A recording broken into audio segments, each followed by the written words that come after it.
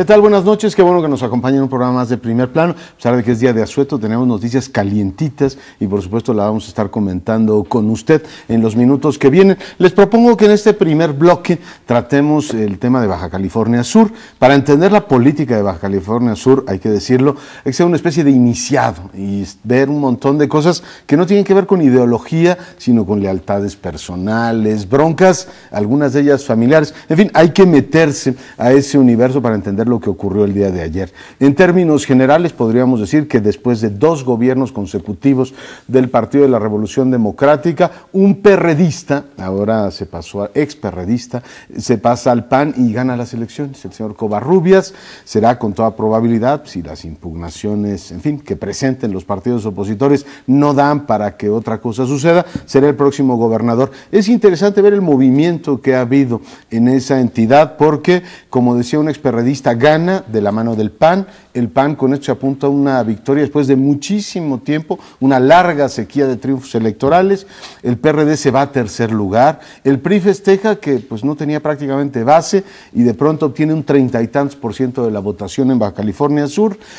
Pero la bronca al interior de lo que era la coalición gobernante llega hasta el punto que quien fue gobernador, el primer gobernador opositor y presidente nacional del PRD, Leonel Cota, fue por el PANAL como candidato a Los Cabos y perdió ahí. A pesar de que estaba con el PANAL, había pedido que votaran por el PRI. En fin, un lío auténtico. Lo que está claro es que el PRD pierde el gobierno a manos de un experredista y el PAN pues estrena ahora una lista de triunfos en una situación un poco complicada. Lo que está claro es que el PRI lleva 2 elecciones este año y 2 derrotas. Yo creo que lo más destacado, me parece que lo más destacado como conclusión respecto de los resultados de las elecciones en Baja California Sur es qué es lo que puede pasar o qué es lo que pasa cuando la izquierda se subdivide en este grado en que se subdividió, porque no se subdividió solamente por la candidatura al gobierno del Estado, sino que hubo una subdivisión anterior, que es la subdivisión que lleva a Cota,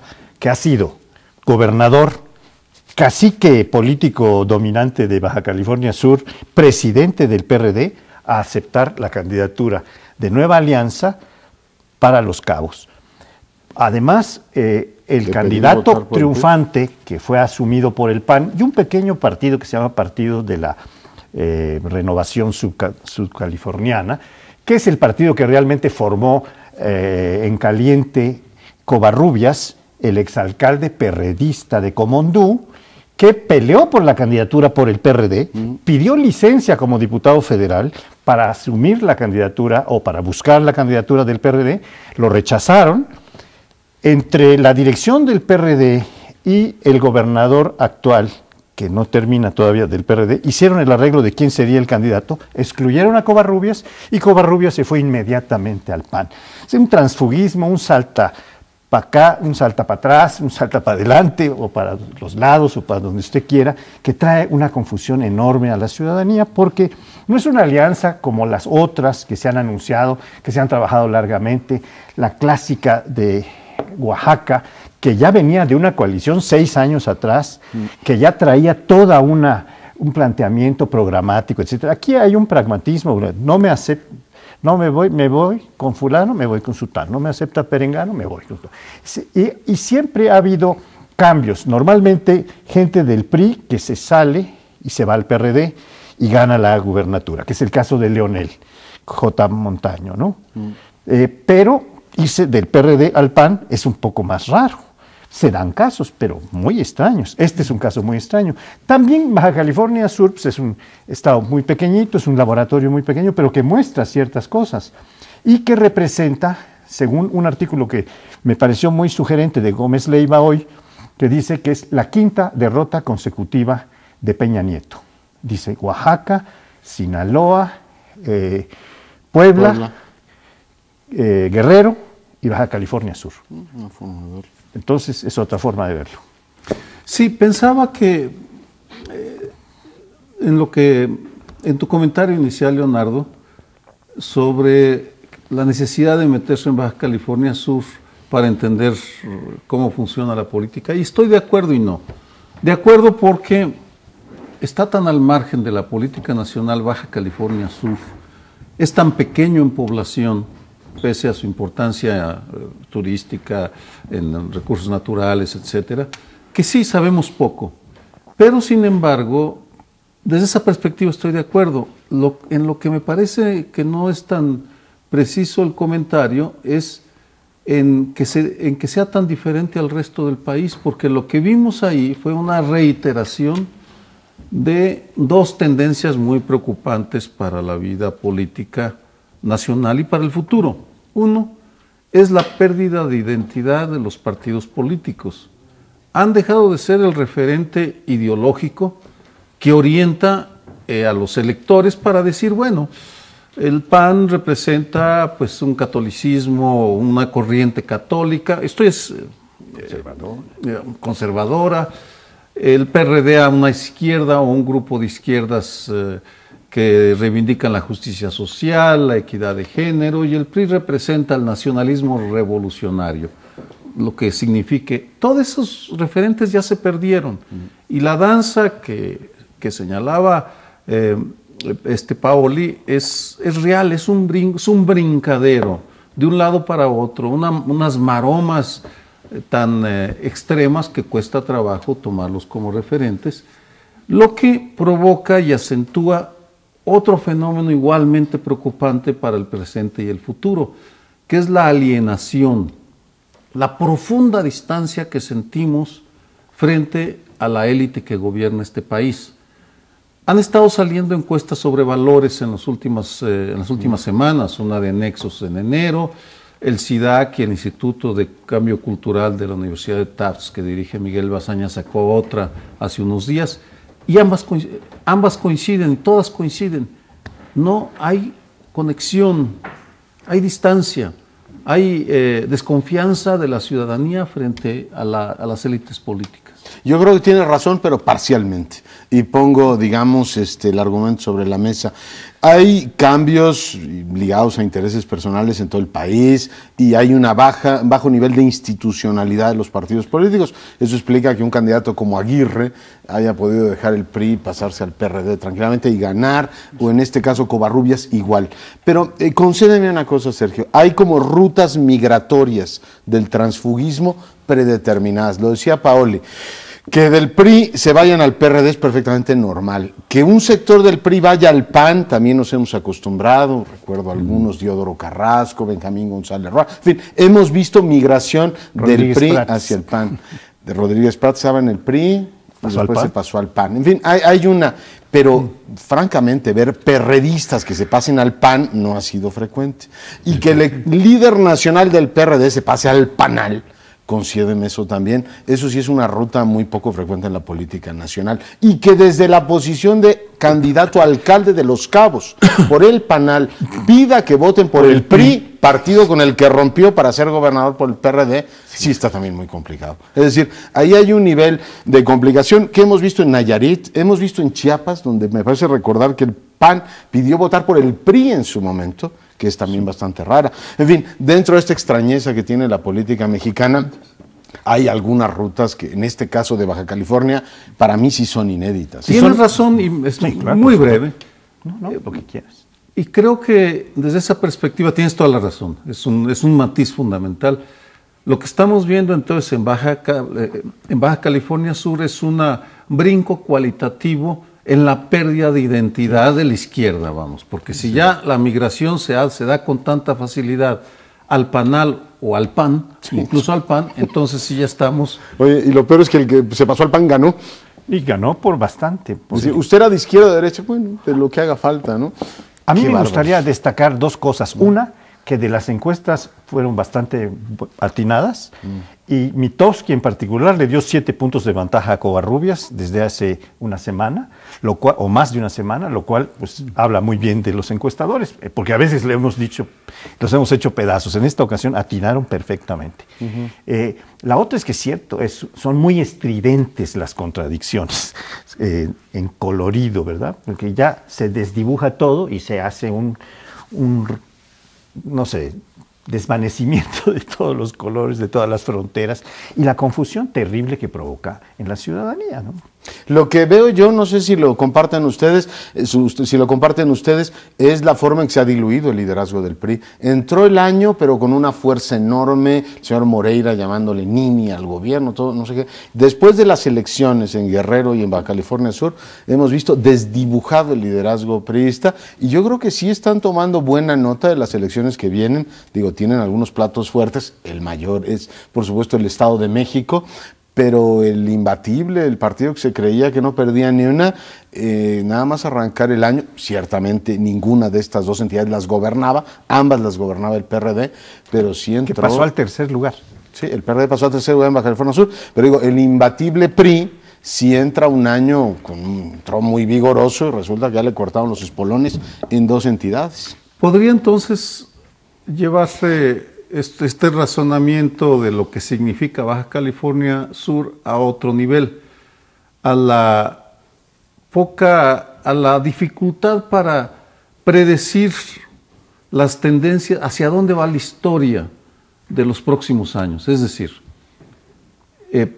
vamos brincando de mito en mito con una celeridad que realmente me llama la atención, porque pues del PRI todopoderoso que era hace unos meses, ahora coincido contigo una vez más en que de repente ya no se ven tan seguros de sí mismos y empiezan a mostrar ciertas dudas porque se dan cuenta de la movilidad del electorado mexicano, que al no tener claridad sobre la identidad se está yendo por personas solamente o por la cantidad de recursos que analizan tal vez los partidos o los dirigentes o los padrinos y madrinas de los dirigentes para elegirlos. Eso es. Hacemos una pausa, no se vaya, regresamos.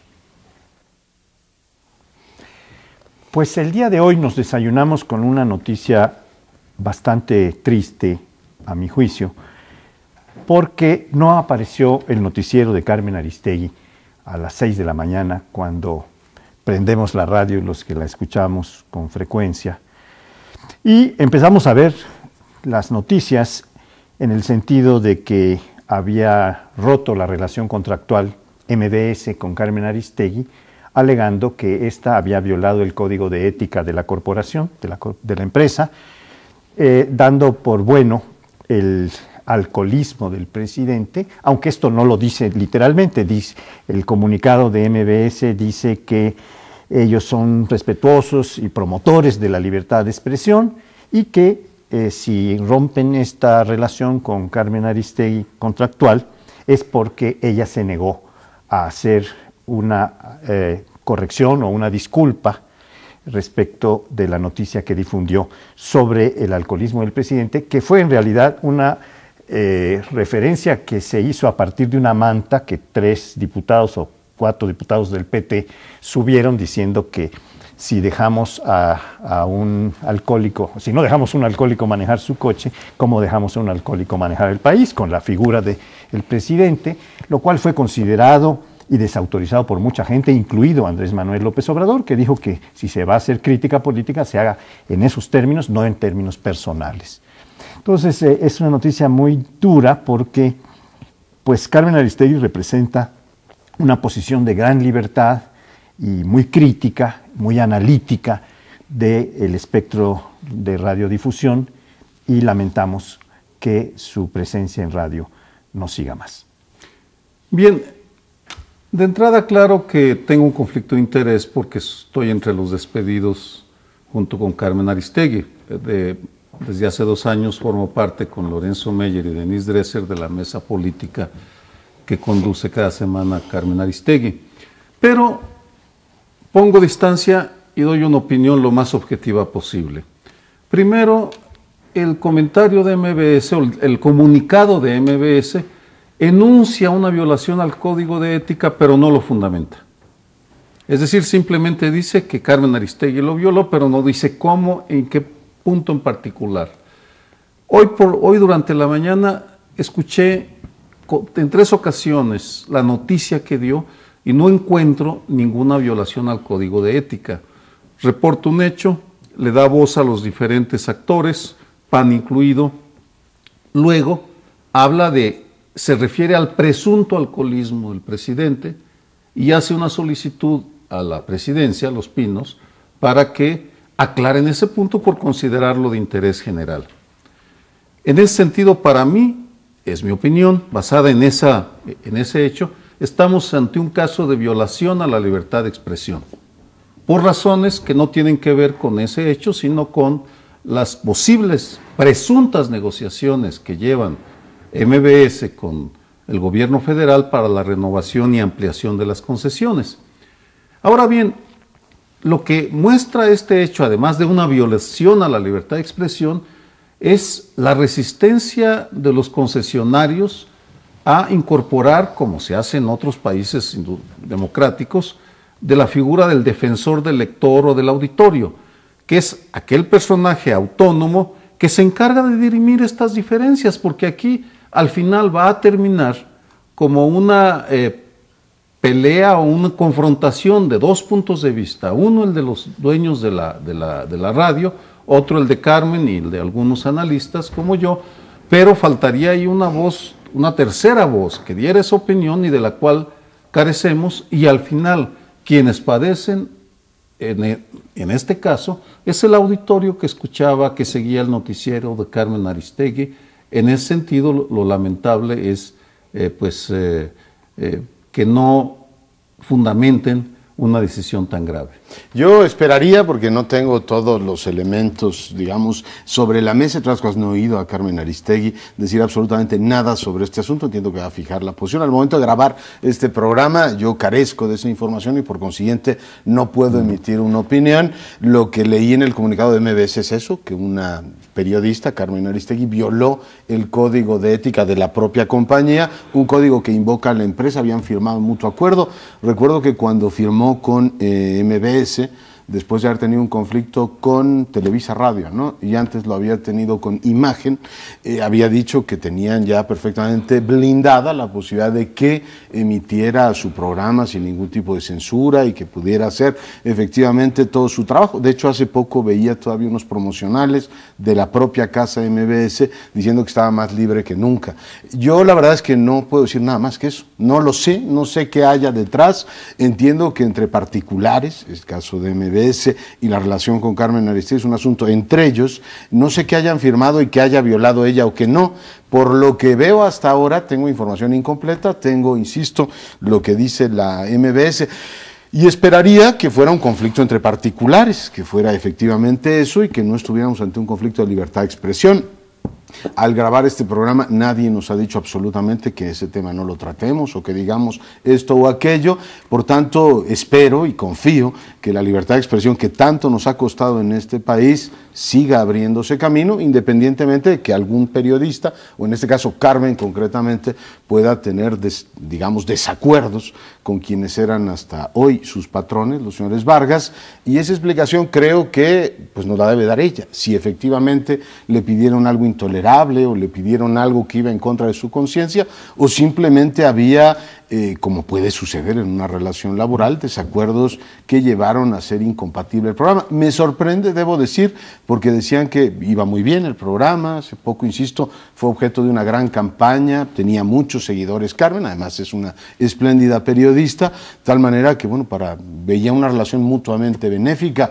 Me sorprendió esta mañana, no tenía ni idea que tal cosa fuese a ocurrir, y como no quiero decir nada más sin tener toda la información, aquí dejo el comentario. Yo creo que no solo tú que eres una persona muy informada y que se dedica profesionalmente a la información detallada y cotidiana, sino que también los demás que estamos en una posición de mérito en relación contigo. ¿Usted también se dedica profesionalmente a esto? No, yo me dedico Aquí profesionalmente al análisis Televisión Nacional político y jurídico, bueno, pero no a las informaciones puntuales de los medios. Yo creo que tienes una ventaja, pero además muy natural. Yo no muy tenía ganada, ni idea que eso iba a ocurrir. No, pero lo que yo quiero decir es que aunque tengamos poca, hay alguna que es la de que las concesiones de MBS están por vencer y que pueden o no ser renovadas, que está allí pesando en el cálculo que uno puede hacer. Yo no tengo la información de que haya sido esta la razón por la cual, pero si esto fue puesto en la balanza por MBS, por los señores Vargas, diciendo, bueno, pongo en riesgo la renovación de la concesión. Entonces, esta puede ser la explicación fundamental. Puede ser, insisto, es una presunta, es una presunta interpretación, pero no lo sé. Lo que sí sabemos o lo que sí se puede deducir es que brincamos de un autoritarismo presidencialista en el cual desde el centro se decidía qué era legítimo o no legítimo decir en la radio y la televisión, sobre todo.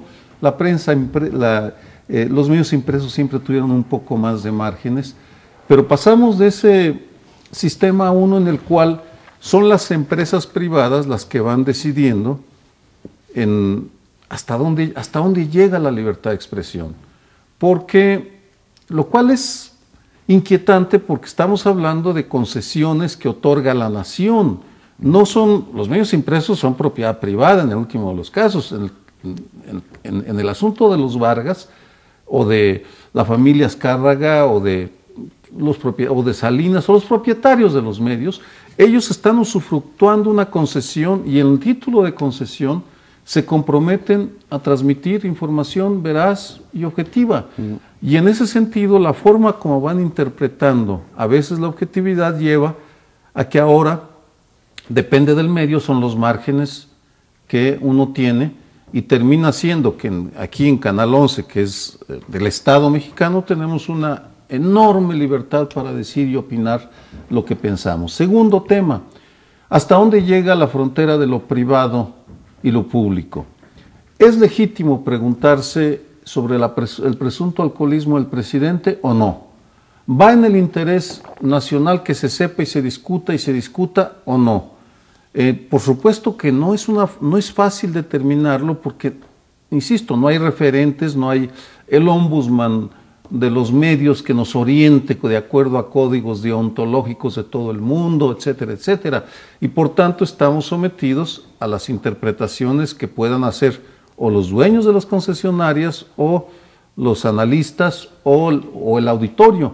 No es una situación saludable o favorable para la salud de la democracia mexicana. Yo creo que es una pregunta efectivamente muy bien formulada y todo mundo tiene derecho a preguntar lo que le dé la gana. Yo absolutamente creo que en una democracia se tienen que, digamos, atender los cuestionamientos que legítimamente plantean algunos sectores. Lo que ocurrió en la Cámara de Diputados no me parece que fuera un cuestionamiento legítimo, eso fue una majadería para reventar una sesión y más que una curiosidad legítima de ciudadanos, era un afán golpeador de un sector que, como decía Paoli, fue reprobado por el propio Andrés Manuel López Obrador, diciendo, así no hacemos política, hay que hacer política honorablemente. Yo creo que si la pregunta es una majadería en sí misma, o sea, si es una majadería en sí misma, requiere de un tratamiento, en fin, diferente. En general creo que si hubiese una inquietud pública sobre si el presidente está enfermo o no está enfermo, si el presidente está o no capacitado, yo creo que habría que tratarlo de otra manera. Sobre el tema de las concesiones, está digamos, en el ámbito de las conjeturas, y como conjetura la pongo en la mesa.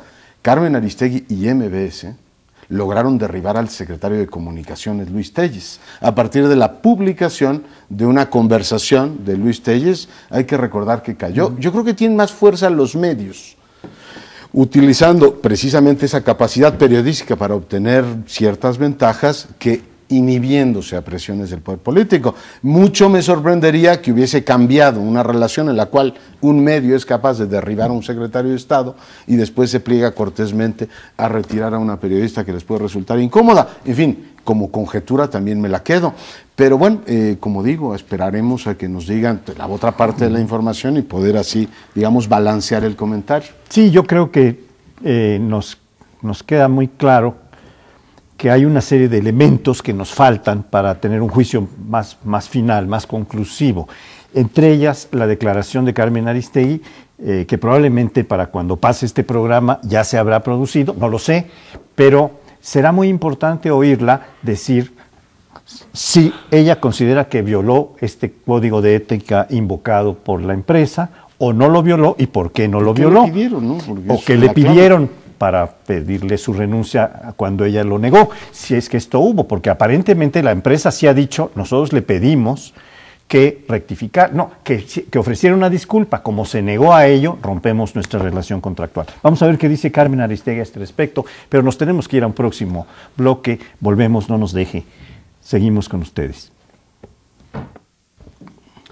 Bien, pues vuelve a confirmarse que la historia no está escrita, lo cual es un lugar común, pero al que hay que regresar una y otra vez, porque cuando todo parecía controlado férreamente en Arabia, súbitamente empiezan protestas de jóvenes alienados con las clases gobernantes, que se empiezan a extender por el norte de África y por lo que se conoce como la Arabia,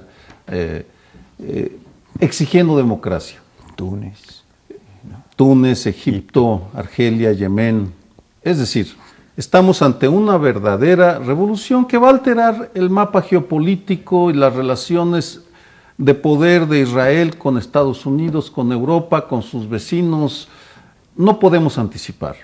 Pero en ese sentido quisiera referirme a algo que tiene que ver con México, porque hay dos vertientes, una muy hipotética y llena de conjeturas, porque si uno revisa estructuralmente el estado de ánimo de las sociedades árabes frente a sus gobiernos, no estamos muy alejados. Hay una distancia enorme con las élites gobernantes, insatisfacción por la corrupción, la ineficacia, y uno podría preguntarse, ¿es posible el contagio como lo fue durante la Revolución Francesa o durante el 68? No lo sabemos. Pero lo que sí ya es evidente en Europa y Estados Unidos es el revisionismo al que están siendo obligados, porque los están siendo confrontados como una pinza. Primero fueron los documentos de Wikileaks, en los cuales aparecen con todo su esplendor la complicidad de los del establishment de Europa y Estados Unidos con las dictaduras y los corruptos árabes.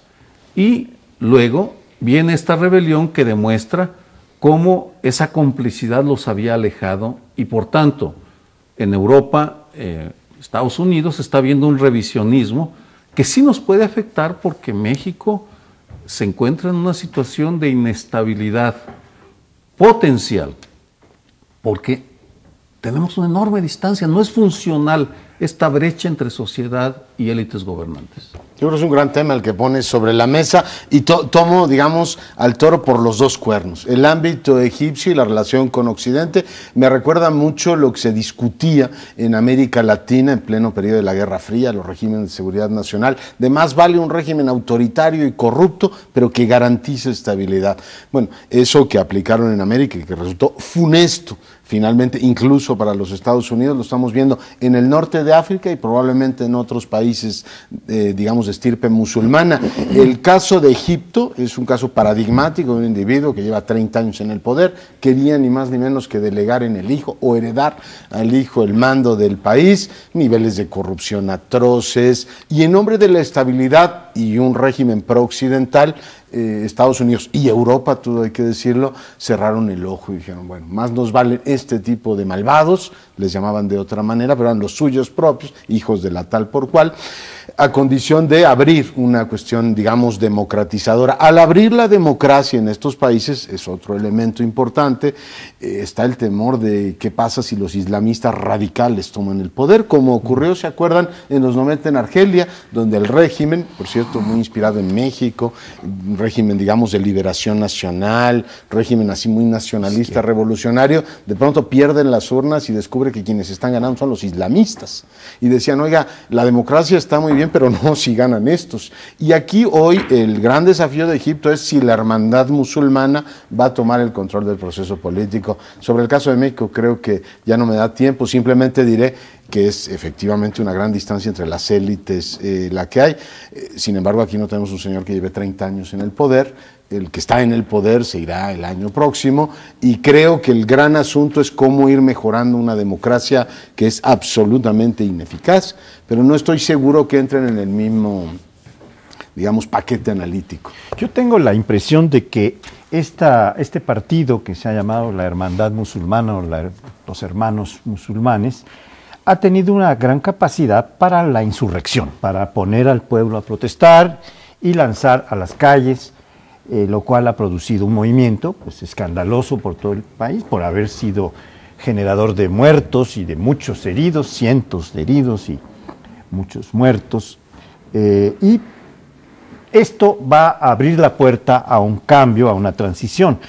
Pero no estoy seguro que esta transición sea en los términos en que la Hermandad Islámica los presente. No estoy seguro porque ya se aceptó la formación de un comité, van a estar integrados miembros de distintas fuerzas, donde va a incorporarse a una representación de la Hermandad Islámica, pero no se va a pasar de allí inmediatamente a un cambio radical. De hecho, ya se está nombrando un vicepresidente que es nuevo y que ha sido aceptado, en el cual se va a empezar a procesar una transición. Los Estados Unidos han estado cambiando su posición, pero abriéndose al cambio cada vez más, porque al principio era una recomendación, después vino la declinación presunta de Hosni Mubarak diciendo que no se presentaría, que no se presentaría a una siguiente elección para reelegirse. Y después, siendo esto inaceptable porque seguían las manifestaciones, etcétera, bueno, pues se va integrando un comité para ir dando paso en meses a una transición que se va a gestar, frenando muchas de las reivindicaciones que podrían venir si se abre un nuevo régimen de golpe, ¿no? que se ve obligado moralmente a cambiar muchas cosas. Bueno, creo que esta es una posición más o menos realista, pero también estoy viendo que esto está teniendo impacto en muy diversos ámbitos. En Italia, donde hay mucha gente inconforme con Berlusconi, y Berlusconi, con la desgracia que tiene, fue a apoyar a Mubarak, ¿no? Decir que estaba muy bien es realmente sorprendente. Claro, está poniendo sus barbas a remojar, porque también en Italia está habiendo movimientos que, ante el triunfo del movimiento egipcio popular, pueden también tener un ascenso. La otra cosa es que yo creo que se ve con claridad esta figura de democracia directa, del relevo de mandato, de la sustitución de mandato, cuando una población muy amplia, como parece ser el caso de Egipto, o se ve claramente que es el caso de Egipto, se pone en contra, pues hay que usar la figura del relevo del mandato, ¿no? En fin. Mira, revocación, sí, o relevo. Pues si este señor ni elecciones aceptaba, al menos va a aceptar revocación, imagínate. No, pero la figura, para considerarla en nuestro tema.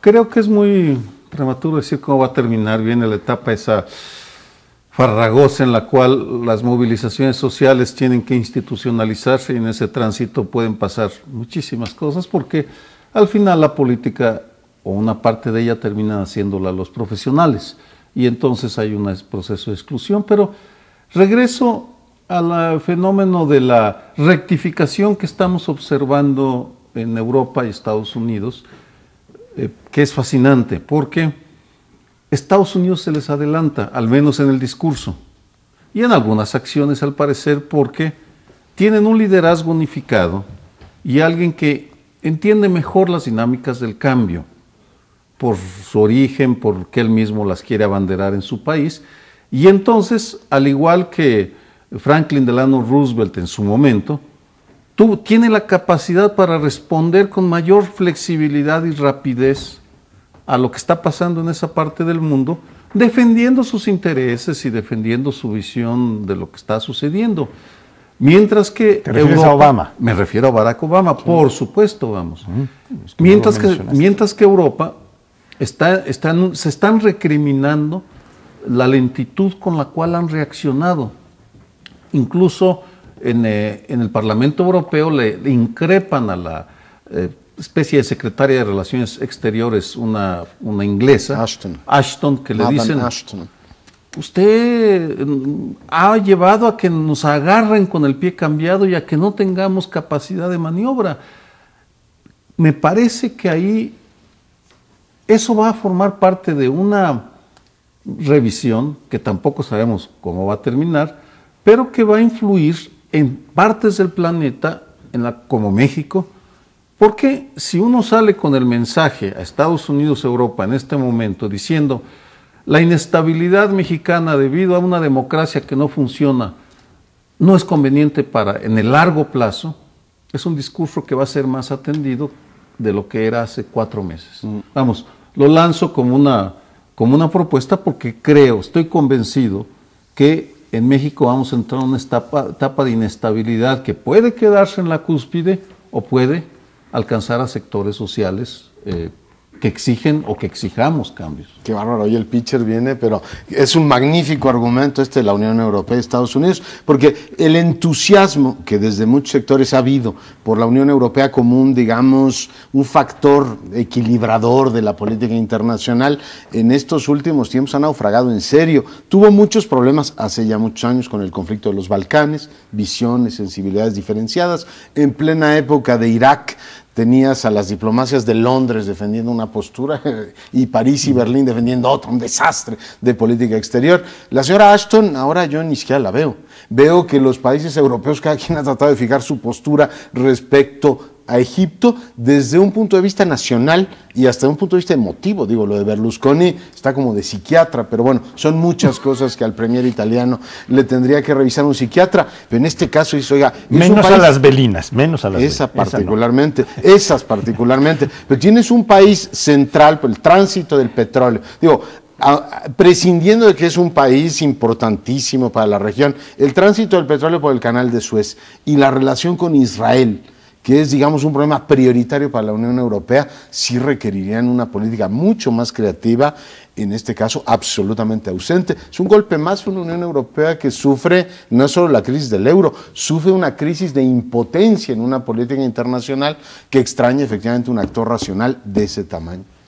Pues tiene razón, que es fascinante observar cómo se van dando, es como una carrera de relevos en el cual en el ámbito de las relaciones de poder mundiales, encabeza Estados Unidos, se retrasa entre Europa, ahora vamos a esperar qué dice China, que ha guardado un discreto silencio, la India, es decir, estamos en un mundo multipolar en el cual ya no es nada predecible y por tanto es muy difícil predecir y anticipar, salvo que en esta época de inestabilidad repentina, es necesario repensar los paradigmas de lo que ha sido un sistema de relaciones internacionales que definitivamente está dando sus últimas etapas para dar lugar a algo nuevo. Pero, dicho esto, tenemos que interrumpir para darle paso a lo nuevo, que será el último bloque de este programa. Muy bien. En este último bloque, amigas y amigos, vamos a tratar un tema que estamos conmemorando el día de hoy, aunque ya es al final del día, que tuvimos de asueto. En realidad es un asueto que hubiera correspondido al día 5 de febrero, que se celebra el 94, o se celebró el 94 aniversario de la Constitución, de que fue puesta en vigor la Constitución de 1917. Y con los calendarios laborales lo han corrido al lunes, con lo cual hoy mucha gente disfrutó de asueto, nosotros no, porque seguimos trabajando aquí en Canal 11, pero es la Constitución la que está conmemorándose y por tanto revisándose y por tanto poniéndose en el nivel del análisis que la sociedad misma debe hacer, que están haciendo los juristas, los analistas, y a las cuales yo lo convoco. Hay una muy interesante encuesta publicada el día de hoy en Excelsior, en donde el 86% de los encuestados dice que es necesaria una revisión de la Constitución. Pero un 51%, o sea, la mayoría, dice que es necesaria una revisión integral, o sea, un cambio total de la Constitución, lo cual empieza a ser un tanto interesante. Hay un 45%, casi la mitad, que dice que no, que la Constitución está vigente, está en vigor y que lo único que hay que hacer es aplicarla y aplicarla bien. Eso dice esta encuesta, que es muy sugerente porque se han hecho 400 y pico de reformas a una Constitución que data ya de casi un siglo, y las constituciones se supone que deben ser el conjunto de acuerdos a los que una sociedad ha llegado entre poderes, entre sociedad y poder del Estado, y ha cambiado tanto de 1917, en donde la mayor parte de la población era analfabeta, en donde no había partidos políticos, en donde no había democracia, etcétera, la situación que valdría la pena, pues, volver a pensar, si no en una revisión integral y un cambio total de constitución con un constituyente original, sí en una revisión sistemática que nos deje ver qué puntos son obsoletos, qué está faltándole a la Constitución, por ejemplo, en materias tan importantes como derechos humanos, qué le está sobrando como poderes, como equilibrio, como colaboración de poderes que no existe, qué podemos pensar en relación con el régimen político, con el sistema político presidencialista que está establecido en el artículo 89 de la Constitución y su relevo por un sistema semipresidencialista o ir más avanzando hacia el parlamentarismo. En fin, son muchísimos temas los que se pueden plantear para revisión. Está para discusión de ustedes. Mientras hablaba me puse a hacer evocaciones del pasado cuando existía un PRI y un presidente todopoderoso. El 5 de febrero que es el quinto año, del penúltimo año, era el momento en el cual se abría formalmente ya la especulación sobre el tapado, porque dependía de quién se sentaba y cómo se sentaba y quién daba el discurso en Querétaro, porque siempre era en Querétaro, allá iban como muégano. Ahora no fue en Querétaro. Por supuesto que no, toda la clase política al Teatro de la República, bellísimo, en donde en el medio de los discursos todo el mundo observaba para detectar a quién iba a elegir el señor presidente para sucederlos. Parecen anécdotas de otra época, de otro siglo, de hecho son de otro siglo. En segundo lugar, ya haciendo un lado las evocaciones o la nostalgia, el hecho de que tantas mexicanas y mexicanos quieran cambios en la Constitución me parece que es simplemente la expresión, otra forma de expresar el hartazgo que tenemos y las ganas de que esto cambie para que funcione mejor, vamos, porque no me parece que la Constitución o que la mayoría de la población entienda lo que significa una reforma integral de la Constitución. Sí los especialistas, pero no la mayoría de la gente, porque además lo triste es que esa reforma integral no es posible, ni ahora, ni en el próximo año, ni en el siguiente, no se ve cuándo puedan ponerse de acuerdo las principales fuerzas políticas para hacer una reforma integral.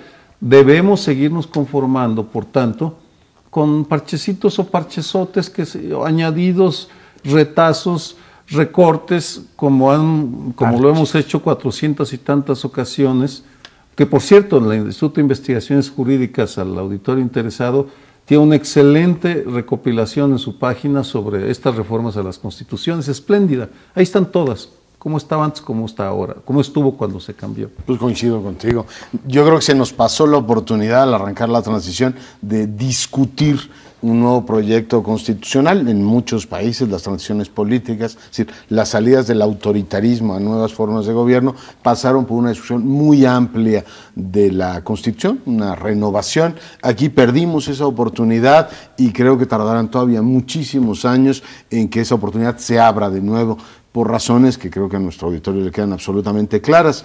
Poner sobre la mesa simplemente dos asuntos. No hay un acuerdo fundamental sobre qué es lo que debe hacer el Estado en materia económica. Sigue habiendo una gran discusión en torno a cuál es el papel que debería tener el Estado para manejar, digamos, cuestiones como las energéticas. Hay un sector que dice que no hay que tocar lo que hay otro sector que dice que sí, no veo cómo eso se vaya a arreglar, y hay una serie de asuntos que tienen que ver con la forma en que funciona el régimen político y que reflejan, estoy de acuerdo con Sergio, la forma en que la gente se siente desgastada o defraudada por un sistema político que no atiende sus necesidades y que no hay voluntad de arreglar. Yo, por ejemplo, sigo sorprendido de ver la reacción de los principales partidos respecto a la posibilidad de dotar de mayor fuerza política a los ayuntamientos de este país. Y me sigue sorprendiendo ver cómo los ayuntamientos son literalmente barridos. Uno, por los poderes fácticos, es decir, el uso del suelo lo compran como les da la gana en prácticamente todo el país, intereses económicos, o directamente llega el crimen organizado, se asienta en los territorios y los alcaldes no sirven, o sea, no tienen capacidad para enfrentar eso. No ha habido voluntad por parte del constituyente permanente por decir, a ver, tenemos que crear figuras en los gobiernos locales con suficiente fuerza política para enfrentar esos dos intereses. En ambos casos están doblegados. Si no lo hay para emprender algo que con el velo de la ignorancia no tiene sesgo político, podría beneficiar a cualquiera de las fuerzas políticas. Imaginar, Paoli, una reforma constitucional, yo creo que no la vamos a ver tú y yo. Bueno, yo creo que tienes razón. Creo que tienes razón, Leonardo, y también de alguna forma, yo tampoco. Creo que también lo insinuaba Sergio en que es muy difícil que lo podamos ver, pero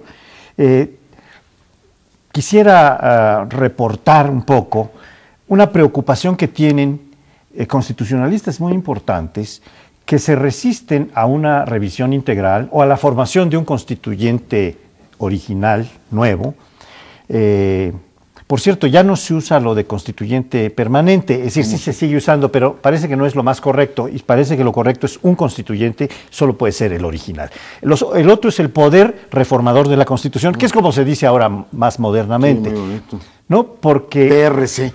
Al menos avanzamos en algo en la semántica. Bueno, es que lo que pasa es que esta preocupación creo que sí es muy importante, porque hay quien dice, es que si la tocamos toda, podemos quedar peor que como estamos. Es cierto que hay una serie de parches, pero podríamos tal vez hacer una revisión sistemática y ver dónde hay contradicciones, porque ya con 400 y pico de cambios, se han insertado una serie de contradicciones en la Constitución de un artículo que contraviene la lógica que establece otro artículo.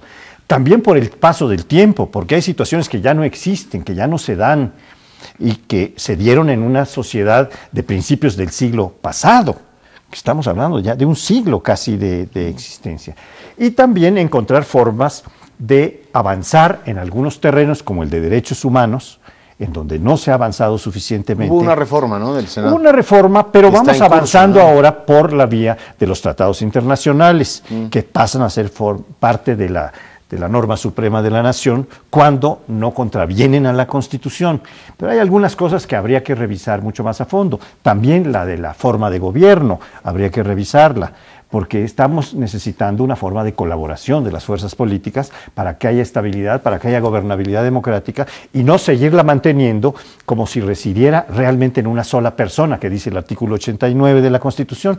Se deposita en una sola persona, que es jefe de Estado, jefe de gobierno, jefe de las Fuerzas Armadas, jefe de todo. Y esto ya realmente no es así.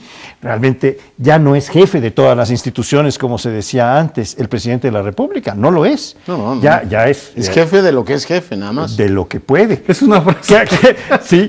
Que se ha ido pero se ha ido reduciendo el campo. Entonces habría que plantearlo en términos de colaboración de todas estas fuerzas. Pero en fin, este es un asunto que no sé si ustedes quieren agregar un poco más sobre esto, porque nos quedan No, que me minutos. parece una frase afortunadísima la que dijiste, es jefe de lo que pero es jefe. grullo. Sí. No, pero los mexicanos, he estado leyendo toda la discusión que hay sobre las reformas que hizo la Real Academia de la Lengua Española al uso de la lengua, y cuando le dijiste me di cuenta que refleja tanto esa capacidad mexicana que tenemos para a veces en una sola frase desmontar de solemnidad asuntos que en el último de los casos terminan siendo bastante ridículos y grotescos, porque todas estas discusiones, con todo respeto a los constitucionalistas, son muy importantes, pero ¿en qué nos benefician a la mayoría de los mexicanos? Que estamos padeciendo la inoperancia de la Constitución y de las leyes y de los reglamentos, porque coincido con lo que dijiste en un momento dado, lo padezco, lo vivo, lo observo. Las presidencias, el municipio libre, que tanto soñamos con que sirviera. Ahora basta con que llegue un fraccionador con dinero y cambia el uso de suelo como quiere. ¿Y de qué nos sirven las leyes? ¿De qué nos sirve la Constitución, Francisco José Paoli Bolio? ¿Y qué te dicen? Es que están amparados, no puedo hacer nada. Decir, bueno, entonces, ¿como para qué están? Las leyes están al servicio de los poderosos, con todo respeto, salvo algunas excepciones para quien tiene la capacidad de contratar buenos abogados, que son los menos. Poderosos también. Poderosos. No, yo creo que en la Constitución todavía hay muchos elementos como para poder combatir, más bien para meter al cauce a los poderes fácticos que se salen constantemente de ellas, que retan al Estado y que violan la ley. Tienes razón en eso, pero ahí hay elementos en la Constitución. Pero no los usan. Ah, bueno, ¿Para qué pero nos sirve? el problema es ese, el problema es de empoderamiento de la sociedad que pueda llevar al cumplimiento de ciertas normas, pero no es que sea totalmente inútil. Bueno, por lo menos yo no puedo creo pensar. que tendríamos que avanzar cuando se habla de la reforma del Estado. Yo creo que hay que discutir las leyes y el entramado constitucional. Me parece todo eso muy importante, pero creo que lo que nos debe la democracia mexicana es eficacia. Es decir, es la calidad de la administración lo que está en juego ahora, mucho más que el entramado legal y constitucional, que insisto, es muy importante, pero sí estamos anémicos de eficacia. No, sí, eso es indudable, y la crisis de la democracia representativa es otra crisis que habría que tener en cuenta, la crisis de los partidos políticos, la corrupción, todo esto que está en la realidad y que no coincide siempre con la Constitución, habría que revisarlo para que haya una coincidencia entre las normas y lo que ocurre en la realidad. Pero creo que nos tenemos que ir, nos veremos la próxima semana. Tengan ustedes un magnífico fin largo de semana. Lo que queda, sí. Las últimas horas, duerman tranquilos.